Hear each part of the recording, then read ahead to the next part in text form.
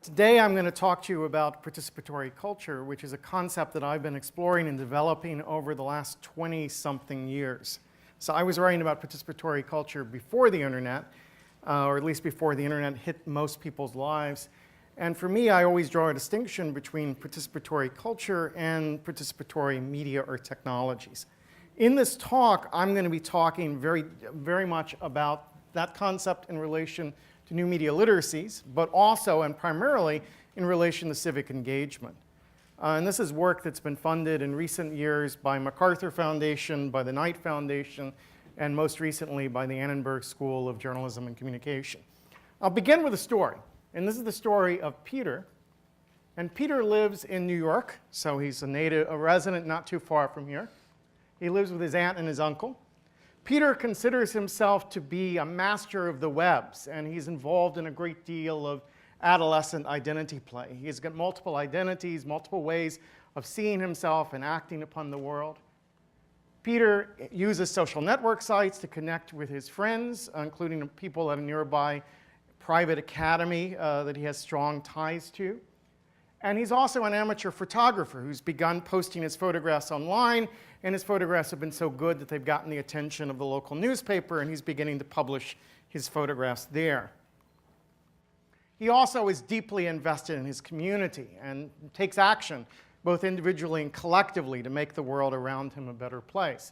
His uncle is fond of noting that he has in his hands more power than any previous generation could have imagined. And with great power comes great responsibility. By now, you've probably guessed that my Peter, in this case, is Peter Parker, better known as Spider-Man. And I framed the beginning of my talk in that way to make a point, which is that in our imaginations, we readily accept the idea that young people do things in the world that matter, that young people can take responsibility and change the world around them, that young people are active social agents, and that young people need space to pursue those interests, and those interests need to be taken seriously.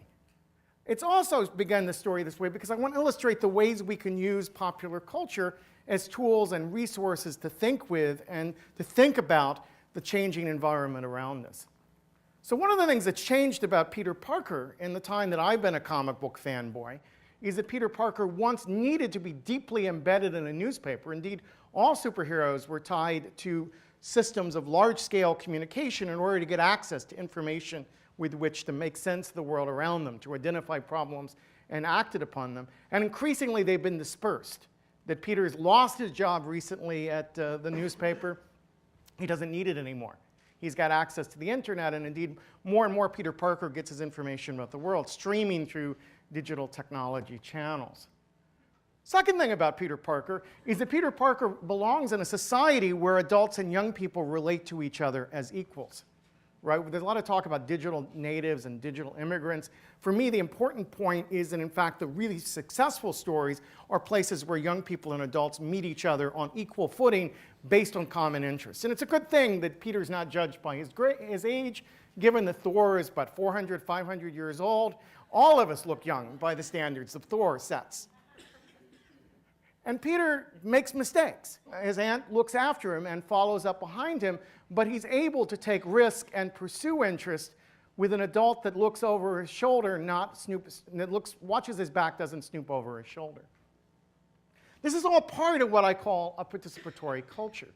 So for a white paper I wrote for MacArthur about 4 years ago, I got interested in the fact that the Pew Center for Internet and American Life was showing at the time about 58% of American teens had produced media. Today, the number is about 65% of American teens.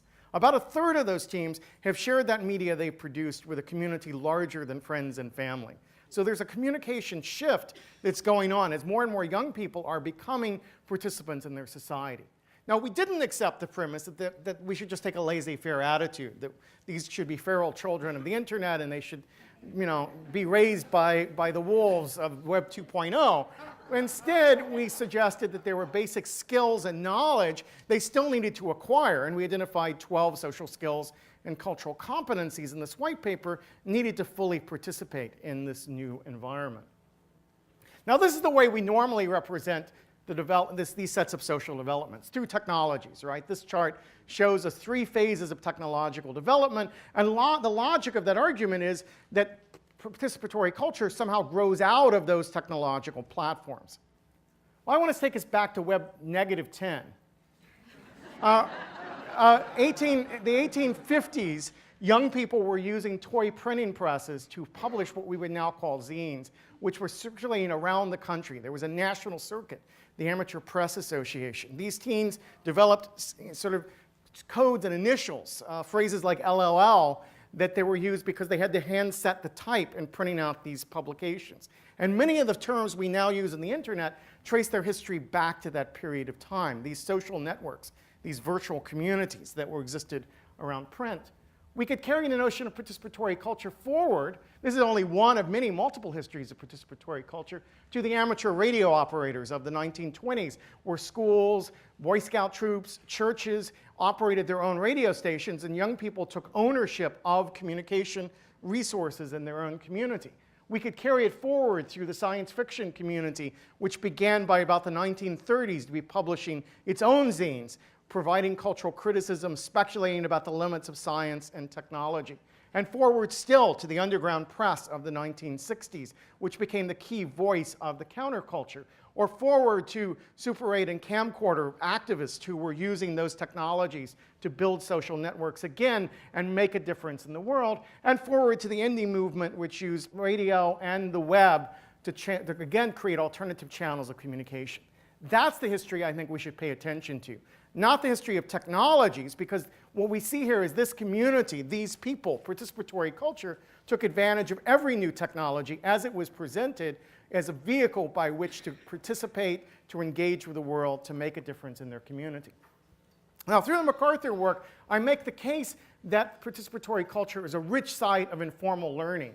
Because there are low barriers for engagement, strong support for sharing creations with others, informal mentorship, members believe their contributions matter, they care about each other's opinions of self and worth. These are key ideas. Now, by the way, the slide illustrates the idea of participatory culture, because a couple of years ago, I punched that phrase in the Google search, and up came this slide. Someone had taken my white paper, turned it into an image better than the one I would have used, and so ever since I've used it in my presentations. And that's precisely how participatory culture works. We throw ideas out into the world, we bring them back in an improved way because of our engagement with communities. So a couple of years ago, I was in Chile and met this guy who's a Senator Fernando Flores Labra, who looks, as you can see, like a Latin American senator.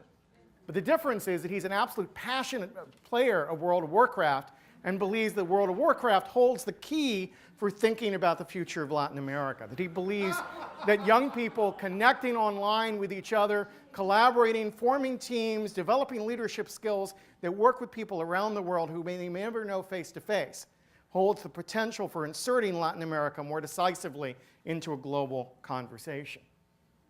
Now, we can think about what he has to say about World of Warcraft with what Robert Putnam told us about bowling.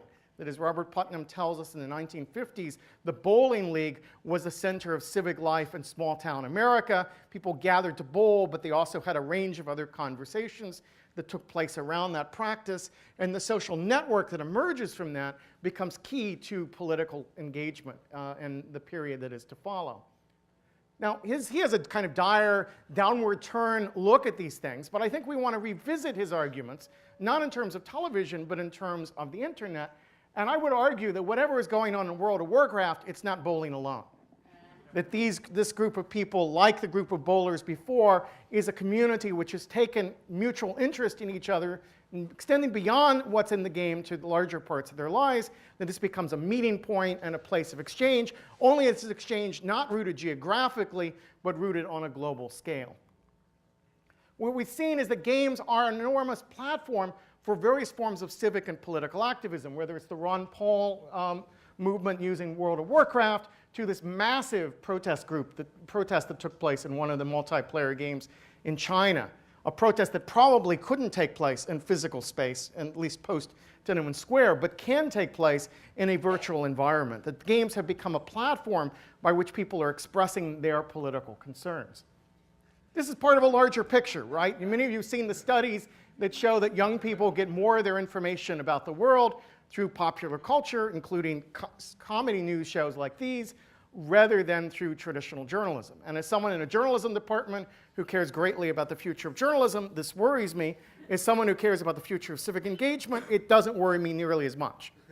Because these shows often represent alternative perspectives that are not in the mainstream news.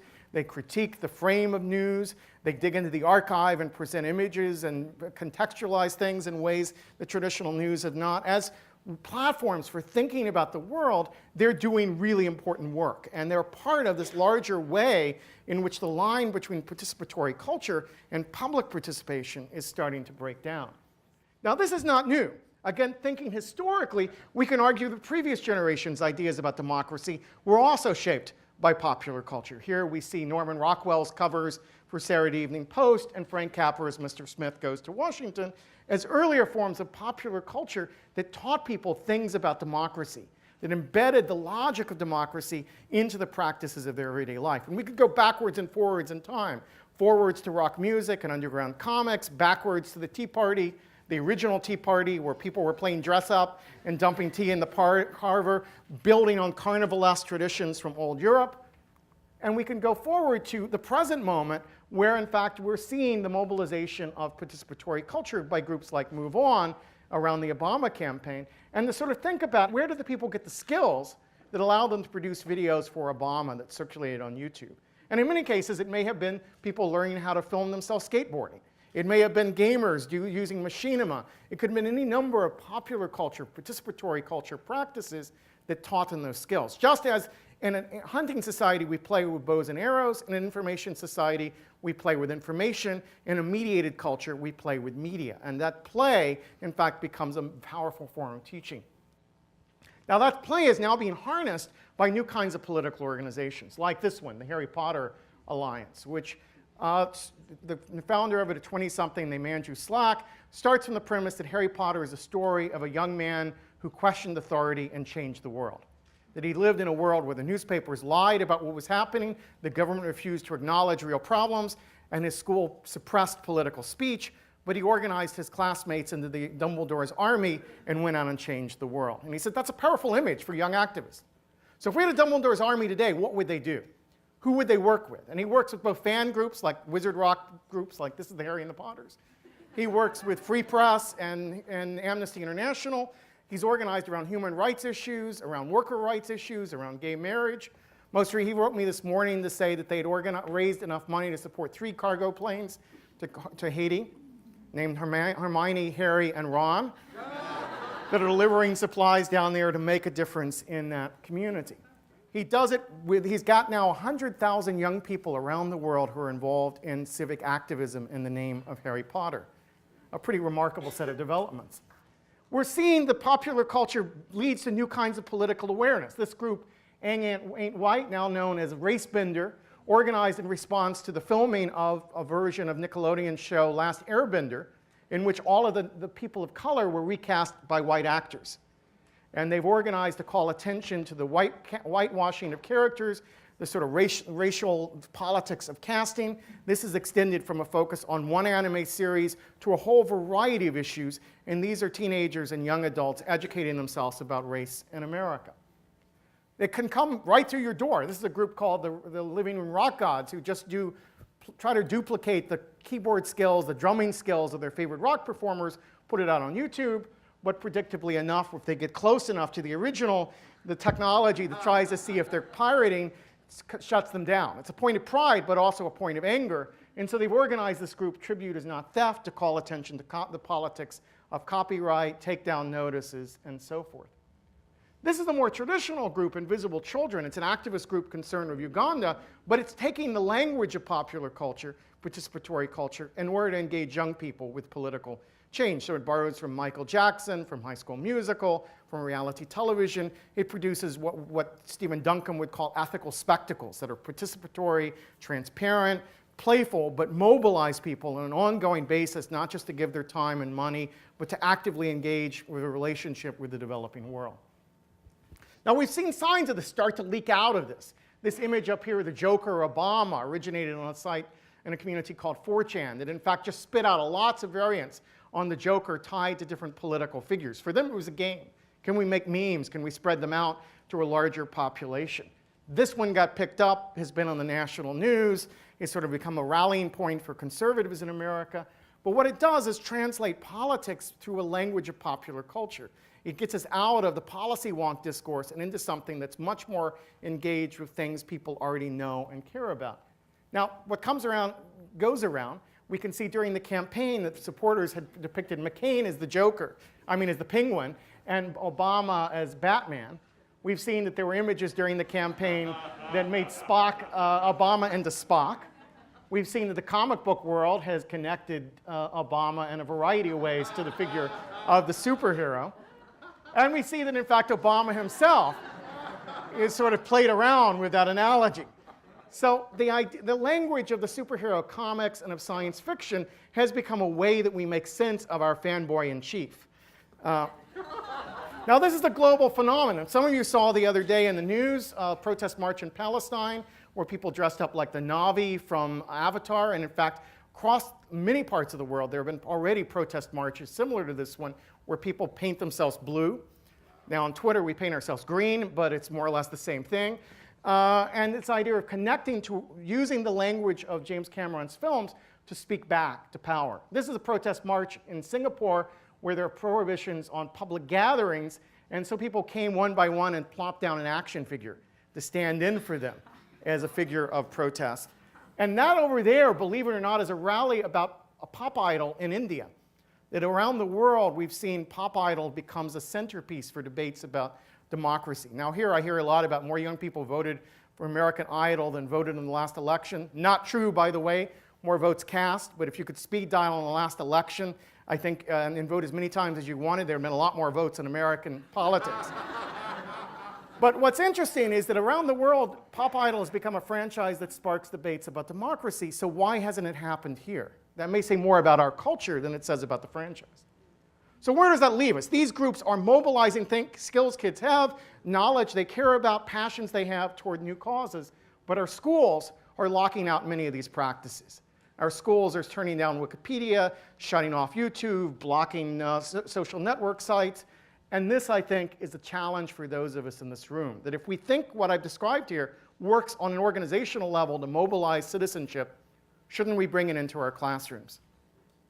So I end there.